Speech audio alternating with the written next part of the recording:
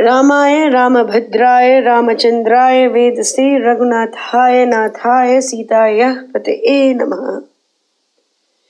Bala, chapter number 10, Sage Rishyashringa, the continuation. The recitation begins now. Questioned thus, Sumantra went on. The priests spoke to the king through his ministers. Follow our advice and you will have your wish. That ascetic has never been outside his native forests.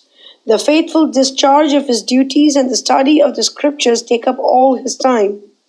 The face of a woman is a new sight to him. Much less knows he her nature, her ways, and her wiles, nor the liquid fire that her looks send through a man's veins. We will cloud his senses with sweet music, fine perfumes, delicious food, flowery soft touch, and sights that captivate the eye, and we are sure to bring him over here. Make up your mind to follow our plan.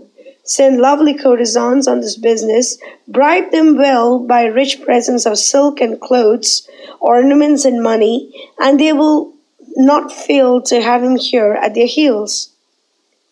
Do as seems to you best, said the king to them, and deeming it unseemly that they should hold any conversation with the courtesans, they directed the ministers to give them the necessary instructions.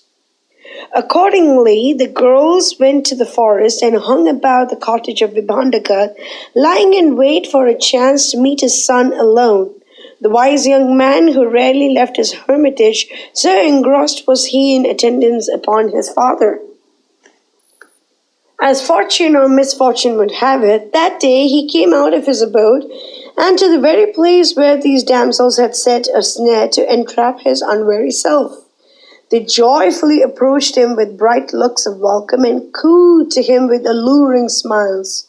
Holy One, who art thou, and how is it that you have chosen to make this dark and dreary forest your home? The very forms and features were new to him, and he obligingly replied, Lovely beings, I am the son of the holy Vibhandaka, and Rishyashringa he calls me. I have laid up no inconsiderable merit by my religious austerities. Yonder is my cottage, and I would be extremely delighted to receive you there and give you the best welcome in my power. The girls assented and went with him. There he offered them water to wash and drink, and delicious fruits and roots to eat.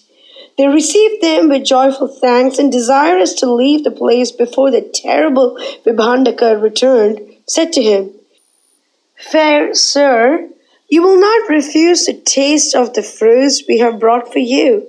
They offered him every variety of sweet and toothsome delicacies, which he partook of with unfeigned delight and wonder, for never before had he seen such sweet fruits and roots.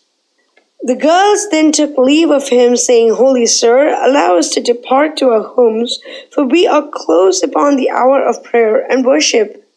And the young ascetic, his senses all in a whirl at the sight of the divinely beautiful forms, by the delicious sweetness of the fruits they gave him, by the subtle fragrance that their persons and dress exhaled, by the heart-ravishing strains of their music, and the dreamy languor of their looks, and not the least by the passionate kisses and embraces, they sent a stream of molten lava through his veins, found his life miserable away from them, and yearned for the moment when he would meet them again.